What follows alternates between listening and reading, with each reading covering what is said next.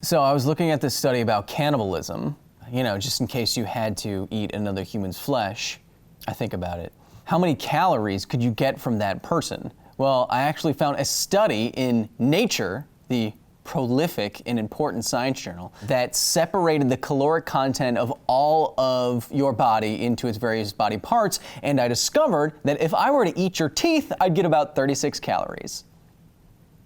I don't know how you'd eat teeth. Maybe a nice toothy broth. Human skin, about 10,000 calories. If you ate everyone's skin. Brain, if you ate someone's brain and then took their nerves out and ate all those like signal spaghetti, about 2,500 calories. So, if you're stranded and you're with a friend, go for the friend with the good skin. I'm not thinking about it. Which of my friends have the tastiest skin? Actually, the most is if you ate someone's entire skeleton. And you cracked it open, got the marrow. Not like that. It's been done though.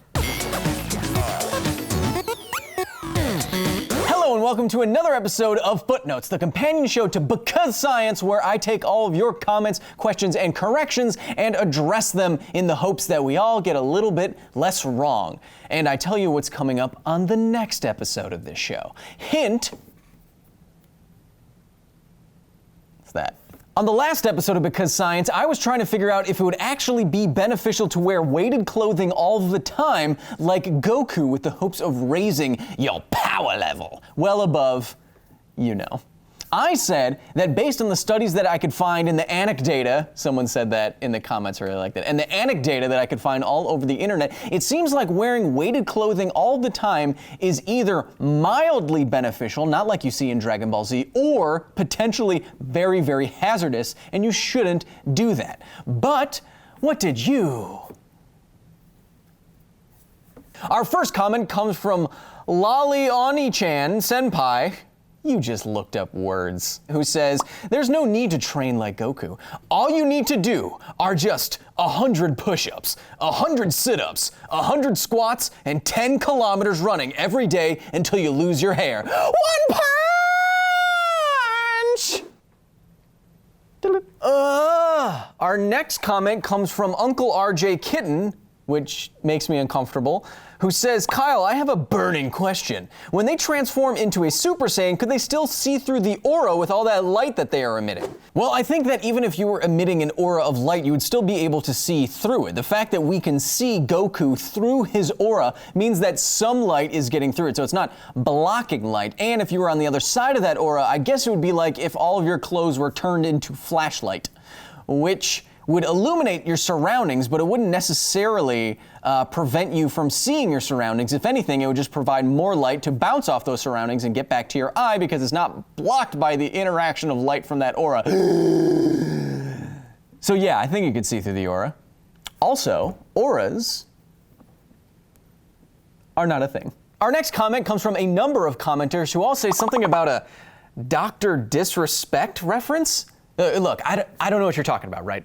On this channel, we get up to three things. We want to be aggressive. We want velocity. We want impulse, right? That black on Vanta black t-shirt. That's what we want on this channel, right? I give you advice to be a smarter person, not like those wannabe science boys and bays on the internet, right? So we grab them and we learn them up. That's what we're doing on this channel. Our next comment,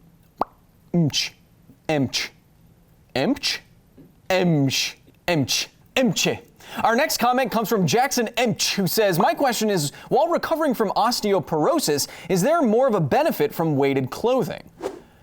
That is a fascinating thought, and you are exactly right. NASA is actually looking into this right now to use hypergravity, or a feeling of weight that is more so than your weight on the surface of Earth, to help people, perhaps the elderly, to recover from osteoporosis or to recover from long bouts of bed rest, and more specifically to help astronauts that spend a lot of time in weightlessness. They're looking at hypergravity training, in effect like wearing weighted clothes, to combat some of the effects of space. So there is a tangible benefit to wearing weighted clothing in effect, just not what I think you see Goku doing. Wearing weighted clothing all the time to get super buff, suppress your power level, and take it off, and then beat down a Tien. I don't think it's quite the same thing, but there is some there. It makes sense, it's a phrase. Our next comment comes from Thorendor, who says, okay, so weighted clothes just give you arthritis and throw off your balance, but what if you only wore weighted shoes? What if you had a Wolverine skeleton that can't get arthritis? What do you main in Overwatch? What if I post more than one question in a single comment and you only answer one of them? Yes. Our next comment comes from Ninja Bear Films, who says, when he says surface of Jupiter, does he mean the barrier point between the gas and the rest of space?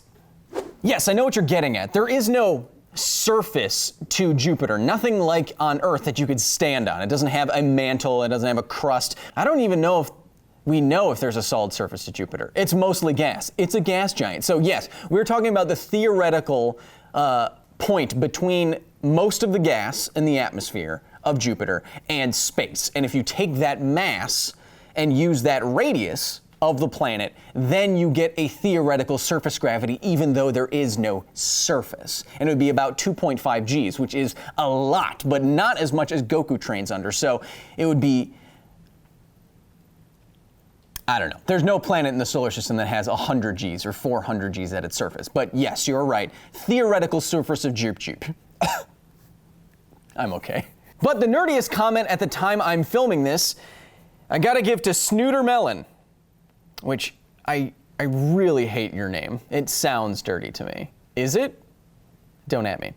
Who says, yes, I have a question. So if it's the nitrogen in our atmosphere that makes the sky blue, and the chlorophyll makes the grass green, then what would create the green skies and blue plants like you see on Namek? Blue is a very rare pigment to find in nature. Less than 10% of the world's flowering plants have blue blooms. But that's not to say that blue grass or blue plants can't exist. Here on Earth, there's a pigment called azulene that gives plants a very blue pigment, like a fungus, a mushroom in New Zealand. It's on their currency.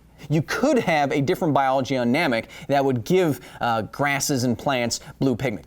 The green atmosphere is much harder. Our atmosphere, light is only passing through, if you're looking straight up, white light from the sun is passing through the top of the atmosphere, or not as much atmosphere to pass through, and it is scattered by small particles smaller than the wavelength of that visible light, and it scatters blue wavelengths of light preferentially, shorter wavelengths of light, and because mostly blue is scattered, that's what we see. When there is a sunset, the sun has to pass through more of the Earth's atmosphere to get to your eyes, and by the time it gets to your eyes, most of the blue has been scattered out, and so you see the longer wavelengths of light, like red, so it looks more orangish and yellowish and reddish. Now, for Namek to have a green atmosphere, you would need an atmospheric density and composition and size of the atmosphere and all of that to preferentially scatter green light as opposed to blue light. And I do not know how that would work, but theoretically, I suppose it is possible. And for making me think about all of that, congratulations, Snooter Melon. You are indeed a super nerd. Ha! I was just going on autopilot there. But of course, I'm not always right. I thought it was intensive purposes for the first 25 years of my life. It is not. So what did I get wrong this week, last week? See? That's why you need corrections. Our first correction comes from Stephen Alvier, who says, hey Kyle, did you assume Goku's t-shirt was as thin as a typical t-shirt? I believe his blue shirt is actually pretty thick. It could hold weighted material and the thickness of the shirt because it definitely doesn't look as thin as a regular shirt. I feel like you're repeating yourself a couple times. But yes, I was assuming that Goku's weighted t-shirt was basically a t-shirt, only a few millimeters thick, 5 to 10. And if you do that, and if you assume that his t-shirt is like 60 kilograms, then just getting the volume of the t-shirt and dividing the mass of the t-shirt by that volume, you get a density which is like core of the sun density, which we do not have stable materials like that to produce that shirt here on Earth if you assume that the shirt has to be somewhat fabricy. But I went back and used your correction, and even if you assume the shirt can be 100% this material and you make it like a ridiculous thickness, like some of you were mentioning, like half an inch, you are still denser than the densest materials found on this planet. So I see where you're going. I don't think it's like a sweater that Goku is wearing, like a weighted sweater. It does look more like a t-shirt to me. And if you use general values for that, I still think it's something that we cannot make on Earth, which is great because Goku's an alien, as many people have pointed out. And he was given the shirt by magical things? So, yeah, I'm standing by my conclusion. Our next correction comes from another person who's trying to take advantage of the popularity of the streamer Ninja Hombre Palito, who says, "Hey Kyle Hill, don't use my full name. Did you take into consideration the training astronauts, firefighters, and other people do in heavy uniforms? There's one man who ran a long distance in a bomb-proof suit. Also, don't boxers train by throwing punches while holding onto weights?"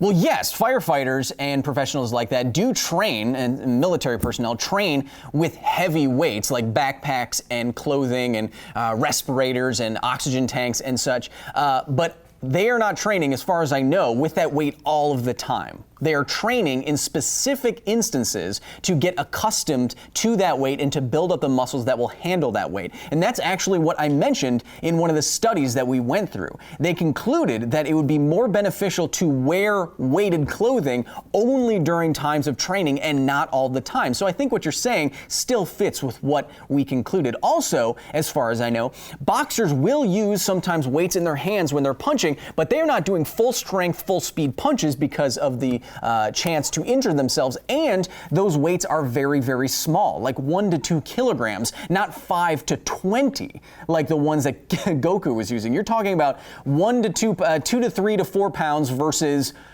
20, which is a huge difference and something I still think you do not want to attempt. And many other people in the YouTube comments are pointing out that no, please do not punch with huge ankle and wrist weights and kick. It will hurt you.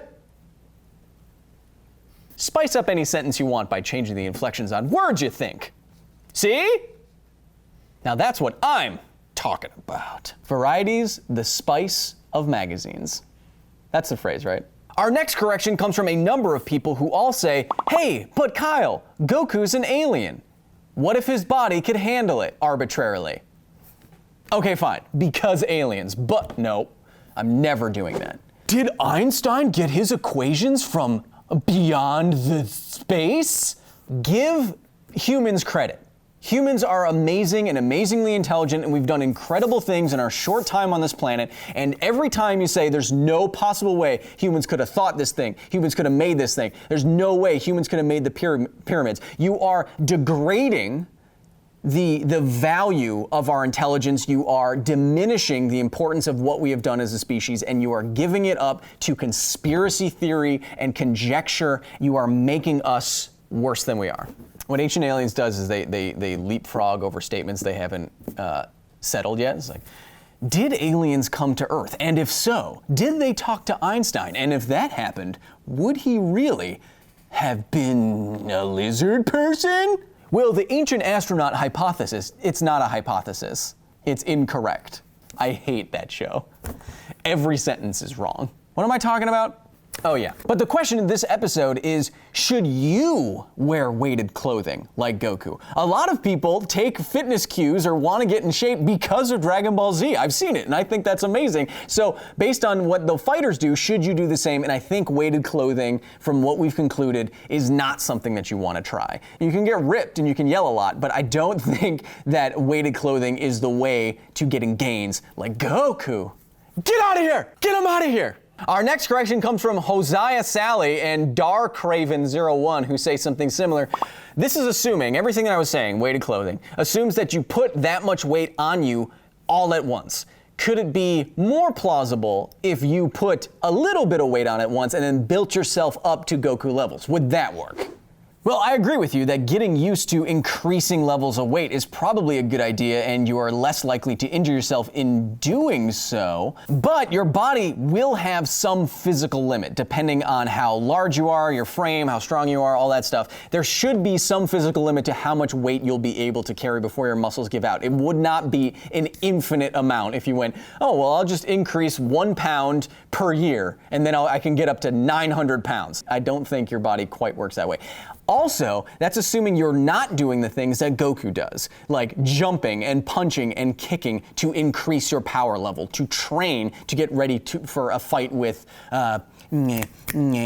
Raditz or someone like that. There are ways to make weighted clothing work and to make it safe and to have minimal gains in agility, like the scientific study said. But if you're doing the stuff like Goku, that is different and potentially dangerous. But the best correction this week I am giving to Commando Solo, who says, okay, I have actually done this. In military training, we wear heavy backpacks and often have fitness events where we walk with them. It's hard, sweaty work. To prepare for this, I used a weight vest, ankle, and wrist weights. With an hour's brisk walk twice a week, I did find some benefits. Front and deltoid, blah, blah, blah, blah, blah, blah. Lots of sweat. I'd estimate it burns 300 calories. Okay.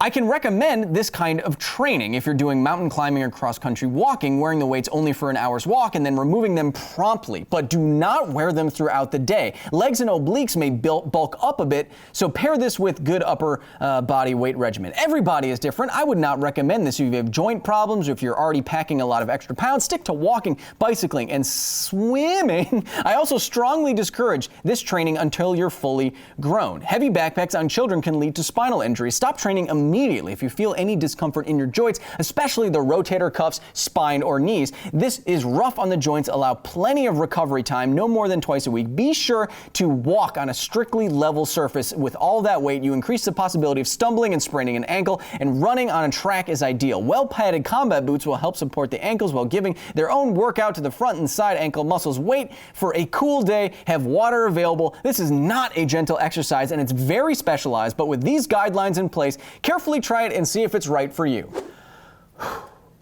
So Commando coming in with some very sensible advice for how to make weighted clothing work. And as you can see, Reed, you have to jump through a lot of hoops to do weighted clothing safely. And even if you're doing that, you're not getting them gains like Goku. So for all of that sage advice that I'm assuming is correct, Commando Solo, you are indeed a super nerd. Thanks for helping us stay safe. Now, if you are already subscribed to Alpha at projectalpha.com, you already know what the next episode of Because Science is going to be because you have already seen it. But if you have not subscribed for premium content just yet, the next episode of Because Science is going to be Why You Don't Want X-Ray Vision.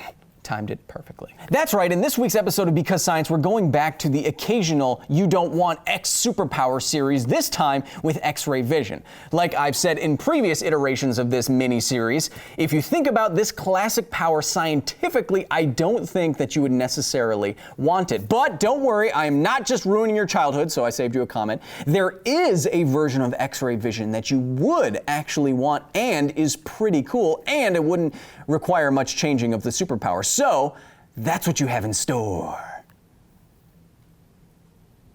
So go watch the latest episode of Because Science if you haven't yet, and leave me all your comments, questions, and corrections at youtube.com/becausescience, facebook.com/becausescience, and at Because Science on Instagram and Twitter, because that's where I take questions for this show. Also, there is a subreddit. Search my name. Also, if you will be in the Atlanta area for Dragon Con this week, I will be down there on Saturday hosting the Science of the Expanse panel. So if you are around, come and say hi, fist bump me because it's more hygienic, and we'll get a photo and you can tag me in it, and I will be the only one to comment on it, probably. I don't know what your engagement's like. It's usually low for everyone. And guess what? We did it! We finally got new merch. You said you wanted these Smart Boy and Smart Bae t-shirts, and now you can go to shop.nerdist.com and order them. You can have Smart Boy Isaac Newton. You can have Smart Bae Ada Lovelace, which is awesome. You can have Smart Boy Johannes Kepler, just in case you need to let everyone know that you love planetary motion. Also, if you want an enamel pin because you are a sad millennial, then you can get a new Because Science logo enamel pin. You can put it next to the one that says garbage fire or dumpster person or whatever you kids are putting on your denim jackets. I don't know. Something that makes light of depression. These shirts are super cool and weird and comfortable, and they made their debut at San Diego Comic-Con this year, and I thought they were quite a hit. And if you want one, go to shop.nerdist.com and use the offer code SMART10 now through September 4th. And if you are an Alpha subscriber, you get an additional 10% off. Ooh. And finally, don't forget, if you have a great teacher, tell them.